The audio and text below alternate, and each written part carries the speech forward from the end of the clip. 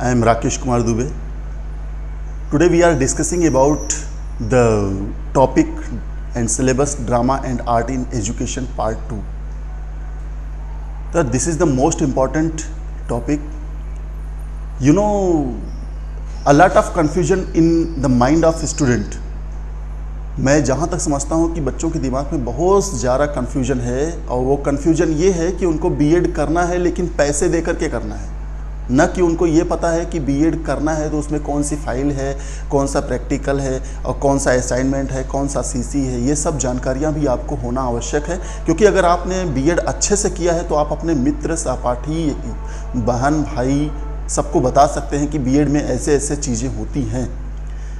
और आज हम उसी टॉपिक को लेकर के कुछ फाइल्स के बारे में बताएंगे, क्योंकि बहुत सारे क्वेश्चंस ऐसे आ रहे थे कि सर फाइल कैसे बनेगी, कैसे क्या होगा। तो वो फाइल के बारे में भी मैं आपको बता दूं कि ये प्रैक्टिकल है और प्रैक्टिकल अच्छा होना चाहिए, क्योंकि आपका जो वाइवा होता है, जो आपका एक्सटर्नल बाहर से आता है, तो वो आकर के आपकी फ़ाइल को ज़रूर पूछेगा कि आप अपनी फ़ाइल को दिखाइए। अगर आपने अपनी फ़ाइल बनाई है तो निश्चित रूप से आपको उनको दिखाना होगा। और जैसे कि मेरे पास एक फ़ाइल है, इस फाइल को आप देख रहे होंगे, ये फ़ाइल है। और इस फाइल में दो के दोनों तरफ जो पेपर्स हैं वो पेपर पूरे के पूरे सादे हैं।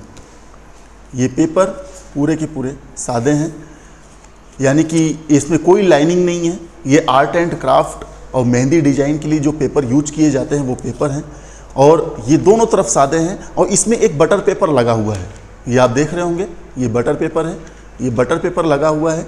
और फिर बाद में आप जैसे ही कुछ स्टार्ट करते हैं तो आपको पता होना चाहिए जिस महाविद्यालय में आप पढ़ रहे होंगे, जिस महाविद्यालय से आपने बीएड में एनरोल्ड किया होगा, यानी आप वहाँ पे एडमिशन लिए होंगे, तो वहाँ पे इसको सजाने के लिए पहले ऊपर उस महाविद्यालय का नाम और आपका सत्र ये ज़रूरी होना चाहिए। फिर जैसे ही आप स्टार्ट करते हैं तो आप यहाँ पे इंडेक्स आपका होगा, यानी कि आपका जो इंडेक्स है, जिसको हम विषय सूची बोलते हैं, वो विषय सूची आपकी यहाँ होगी। और जिस टॉपिक पर आपने बनाया होगा उस टॉपिक का आप यहाँ पे इंडेक्स लिख करके आगे बढ़ेंगे। फिर बाद में आप अपने इंडेक्स में बहुत सारी चीज़ें आएंगी। मैं आपको अपनी फ़ाइल को आगे बढ़ा रहा हूँ, आगे दिखाता हूँ, और उस फाइल को बहुत अच्छे से देख लीजिए। और उसी तरह से आपको अपनी फ़ाइल को डेकोरेट करके ले आना है, बनाना है। देखिए, ये रही हमारी फ़ाइल। इस बच्ची ने अपनी फ़ाइल को कितने अच्छे से डेकोरेशन किया है, और ये रहा उसका घोषणा पत्र, जो घोषणा पत्र लिखा गया है उसी के द्वारा। और वहाँ पे पंख, मोर पंख बनाए गए थे। और ये रहा विषय सूची, इंडेक्स जिसे बोलते हैं। और ये हमारा बटर पेपर है। बटर पेपर हमारे इस फाइल में ज़रूर लगा होता है। और ये देखिए गणेश जी का जो प्रारंभ होता है गणेश जी से होता है, और गणेश जी की आरती लिखी गई है। यहाँ पे कला का अर्थ, कला की परिभाषा, कला का जो कला से संबंधित है उसके बारे में चित्र और उसके बारे में लिखा गया है। शिक्षा का अर्थ, शिक्षा की परिभाषा, इसको फर्स्ट सेम से ही आप पढ़ते चले आ रहे हैं। और कला व शिक्षा में क्या संबंध है, क्या रिलेशनशिप है, उसके बारे में भी यहाँ पे बताया गया है। आप इसको बहुत अच्छे से बना करके बहुत अच्छे से लिख सकते हैं। और देखिए ये आ गया कि म्यूजिक में लोकगीत क्या होता है, लोकगीत के बाद देशभक्ति गीत है, और देशभक्ति गीत के बाद जो भक्ति सॉन्ग्स होते हैं, भक्ति गीत होती हैं, उसमें भी उसके बारे में भी लिखा गया है। जो गायक होते हैं, जो कलाकार होते हैं, किस भगवान के ऊपर उन्होंने अपने दर्शाया है। और ये जनजाति गीत है। तो जनजाति गीत जैसे हमारा जो निमाड़ क्षेत्र है वो जनजातीय क्षेत्र है। मध्य प्रदेश में कुछ ऐसी जनजातियां हैं, उनके जो अपने फोक सॉन्ग हैं उसको लिखा गया है। और अभिनय का अर्थ क्या है, अभिनय कौन कौन से होते हैं, मूक अभिनय क्या होता है, साइलेंट एक्टिंग क्या होती है, नृत्य शैलियाँ, उनका इतिहास, शास्त्रीय नृत्य क्या होता है, और भरतनाट्यम, कुचिपुड़ी, कथकली, कथक और जो भी हैं नृत्य, उस नृत्य को यहाँ पे लिखा गया है, बताया गया है, और उनका चित्रित किया गया है। और लोक नृत्य के बारे में भी बताया गया है। इन सब चीज़ों को आपको बहुत अच्छे से लिखना है, बहुत अच्छे से पढ़ना है। और ये देखिए कि वहाँ पे कौन कौन से नृत्य किस नृत्य से संबंधित हैं और किस राज्य से संबंधित है, वो पूरे के पूरे यहाँ पे दिए गए हैं। और ये पूरे के पूरे चित्र को दिखाते हुए यहाँ पे पता चल रहा है कि किस राज्य में कौन सा नृत्य होता है। और भारतीय संगीत का इतिहास क्या है, भारतीय संगीत के बारे में आप क्या जानते हैं, भारतीय संगीतकार के बारे में आप क्या जानते हैं, उनको चित्रित किया गया है। यहाँ पे जो वाद्य यंत्र हैं, वाद्य यंत्र यानी कि जो बजाने वाले यंत्र होते हैं जिसको हम इंस्ट्रूमेंट बोलते हैं, जैसे ढोल है, ताशे है और फिर बाद में हारमोनियम है और बहुत सारे इंस्ट्रूमेंट हैं जो संगीत से रिलेटेड हैं और उनको संगीत बनाने के लिए प्रयोग किया जाता है। तो यहाँ पे वो लिफाफे में लिखे गए हैं और उस लिफाफे में उनके पिक्चर्स लगी हुई हैं, आप यहाँ पे देख रहे होंगे, बहुत अच्छी तरह से आपको दिखाई दे रहा होगा। और इसी तरह ही आपको अपनी फाइल को यहाँ पे बनाना है। वायलिन है, गिटार है, हारमोनियम है या ढोल है, शहनाई है, देख रहे हैं आपको सब कुछ दिखाई दे रहा है। और इस लिफाफे में बना करके बहुत अच्छे से इस बालिका ने, इस विद्यार्थी ने बहुत अच्छे से डेकोरेट किया है। वैसे ही आपको अपनी फाइल को डेकोरेट करना है। देखिए जितना अच्छा आपका प्रेजेंटेशन होगा उतना अच्छा आपका जो फाइल है उसके बारे में भी आप बता सकते हैं, उसके बारे में आप लिख करके दिखा सकते हैं। ऐसे ही आपको फ़ाइल को क्रिएट करना है, ऐसे ही आपको फ़ाइल को बनानी है। और इसके बाद वाले बात करेंगे तो ये आता है कठपुतली। और कठपुतली यानी जिसे हम पपेट्री बोलते हैं, जो पुराने ज़माने में कठपुतली का नाच, कठपुतली के बारे में बताया जाता था, उसके बारे में बताया गया है, तो शो किया जाता था। और वो कठपुतली को एक रंगमंच दिया जाता था। लेकिन आज ये धीरे धीरे विलुप्त होती चली जा रही है। लेकिन फिर भी आज इस कठपुतली के बारे में आपको अपने बच्चों को बताना है, यानी अपने विद्यार्थियों को बताना है। और कठपुतली के पहनावे को, कठपुतली के आभूषण को, कठपुतली के जो ड्रेसेस हैं उसके बारे में बताना है। क्यों? क्योंकि ये एक कला है। और ये आ गया रंगमंच। रंगमंच जैसे कि आपको पता होगा, जो स्टेज सजाए जाते हैं तो स्टेज कैसा होना चाहिए, उसका पर्दा कैसा होना चाहिए। रंगमंच, क्योंकि एक कार्यक्रम को करने के लिए वो रंगमंच की आवश्यकता पड़ती है। तो रंगमंच क्या होता है? जहाँ पे एक वह स्थान है जहाँ पे आप अपने उस कला को निखार सकते हैं, कला को अपना अभिव्यक्त कर सकते हैं।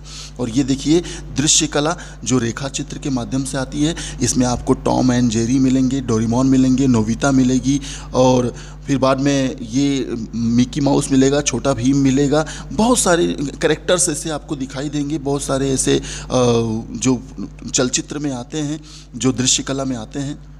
और फिर आ जाता है हमारा फ़ोटोग्राफी।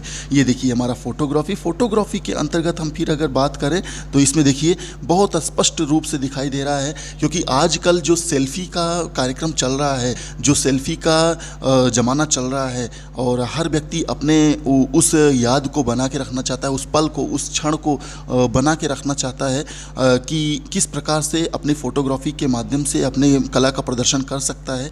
वो यहाँ पे पूरा का पूरा शो किया गया है। और जैसे कि आजकल जो वेडिंग चलती है, जो शादियां होती है, देखिए शादियों में भी एक एल्बम बनाए जाते हैं। तो उस एल्बम में कैसे कैसे जो ब्राइड होते हैं, ग्रूम्स होते हैं, उनके कैसे फ़ोटोज़ लगाए जाते हैं, जो उनकी फैमिली फ़ोटोज़ होती है वो कैसे छापे जाते हैं, जो उनके बहुत अच्छे अच्छे फ़ोटोज़ को वो कैसे क्रिएट करते हैं, कैसे उनका कोलाज बनाते हैं, कैसे उसको फ्रेम देते हैं, वो सब यहाँ पे प्रदर्शित किया गया है इस फाइल में। और आप इस फाइल को बहुत अच्छे से ध्यानपूर्वक देख करके अच्छी तरह से अपना डेकोरेट करिए, क्योंकि आपके पास समय बहुत है। और 50 नंबर के इस drama and art in education को आप अन्यथा मत लीजिए, क्योंकि 50 नंबर में एक एक नंबर बहुत बड़ा मायने रखता है। ये देखिए ये हमारा रहा पेपर कटिंग। पेपर कटिंग आज कल पेपर के माध्यम से आप बता सकते हैं कि ये किसका चित्र बना गया है या किसका है। और ये आ गया आप हमारा छपाई, यानी कि प्रिंटिंग जो होती है, वो कागज़ पे प्रिंटिंग कैसे होती है, कपड़ों पे प्रिंटिंग कैसे होती है, आजकल जो प्रिंटिंग है उसको बारे में बताया गया है। अभी हाल ही में जो कंपटीशन होते हैं, रंगोली कंपटीशन आते हैं, तो रंगोली कंपटीशन में रंगोली कैसे बनाई जाती है उसके बारे में भी बताया गया है। और रंगोली तो हर घर की एक शोभा बढ़ाने का कार्य होता है, उसको बताया गया है। तो यहाँ पे बहुत अच्छी बात है। तो आप ये देखिए ये आ गया पेंटिंग, ये थ्रेड पेंटिंग है, जो धागे के माध्यम से पेंटिंग बनाई जाती है उसके बारे में बताया गया है। इसको भी आपको अच्छे तरह से अपने उस फाइल पे उकेरना है। और ये है ग्रीटिंग कार्ड्स, जिसे हम बोलते हैं बधाई पत्र। ये ग्रीटिंग कार्ड्स पहले ज़माने में बहुत चलते थे, जब हमारे पास सेलफोन और मोबाइल फ़ोन नहीं हुआ करते थे। लेकिन अब ग्रीटिंग कार्ड्स का ये ज़माना ऐसा नहीं है कि चला गया है, ये आज भी चल रहा है। आप किसी को बधाई पत्र देते हैं, किसी को बर्थडे कार्ड देते हैं, किसी को उसके उल्लेखनीय कार्य के लिए बहुत अच्छी ग्रीटिंग्स देते हैं। वहाँ पे आप अपने उनके स्लोगन लिख सकते हैं, उनके लिए कुछ शायरियाँ लिख सकते हैं, उनके फ़ोटोज़ लगा सकते हैं, उनके बारे में जो भी चीज़ें हैं वो आप यहाँ पे दिखा सकते हैं। सकते हैं और उनको शो कर सकते हैं। और उनके साथ में आप अपने फ़ोटोज़ के जो कोलाज है उसको भी लगा सकते हैं, स्लोगन दे सकते हैं, ताकि जो एक ग्रीटिंग में होना चाहिए, यानी कि जो एक ग्रीटिंग में प्रदर्शित होना चाहिए, जो एक ग्रीटिंग में दिखाई देना चाहिए, फ़ोटोज़, एल्बम्स, उसके स्लोगन्स, उसके शायरीज़, उसका लकी नंबर, ये सब वो पूरे ग्रीटिंग में आ जाते हैं।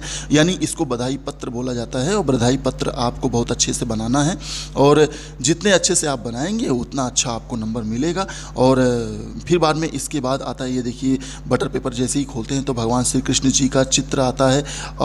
पेंटिंग है, ये पेंटिंग जैसे पोर्ट्रेट हम बनाते हैं या कैटलॉग बनाते हैं, कुछ भी बनाते हैं तो पेंटिंग की जाती है। और आजकल फैशन डिजाइनिंग का जो कोर्सेज चल रहा है उसके माध्यम से भी बताया जाता है कि आजकल किस राज्य में किस कैसे कैसे पहनावे, कैसे कैसे ड्रेसेस चल रहे हैं, उसको हम कैसे दिखा सकते हैं, वो इसके बारे में बताता है। ये रहा हमारा कोलाज के बारे में आपको बहुत अच्छी तरह से पता होगा। जैसे कि हमारे यहाँ पास भारत में 28 राज्य हैं और 8 केंद्र शासित प्रदेश हैं, उसके बारे में बताया गया है। तो यहाँ पे भारत का एक मानचित्र बनाया गया है, उस मानचित्र में 28 राज्य को प्रदर्शित करने का पूरा दिखाया गया है। और फिर बाद में यहाँ पे आप देख रहे हैं ये जो बहुत सारे फेस्टिवल्स मनाए जाते हैं हमारे राज्य में, और हमारे राज्य में देश में जो फेस्टिवल्स हैं, जो महापुरुष हैं, जो भी बहुत अच्छे अच्छे कार्य किए हैं, उनके बारे में भी बताया गया है। और ये सब आप देख लीजिएगा। और ये आ गया हमारा रेफरेंस, यानी आपके संदर्भी पुस्तक में कहाँ कहाँ से आपने इसको लिया है। और इसी के साथ में आप धन्यवाद करते हुए अपने फाइल को क्लोज़ करेंगे और क्लोज़ करने के बाद आपकी फ़ाइल पूर्ण रूप से कंप्लीट हो चुकी है। आई होप मैं जहाँ तक हो सका है मैंने सब कुछ बता दिया है। आप इस फाइल को बहुत अच्छे तरह से देख लीजिएगा, पॉज करके देखिए, रोक करके देखिए। लेकिन ये है कि फ़ाइल को डेकोरेट करके आपको लेके आना है, ताकि आपकी जो परीक्षा है, प्रैक्टिकल प्रायोगिक परीक्षा है, उसमें आपको अच्छा नंबर मिल सके। महाविद्यालय परिवार आपके साथ में है। धन्यवाद।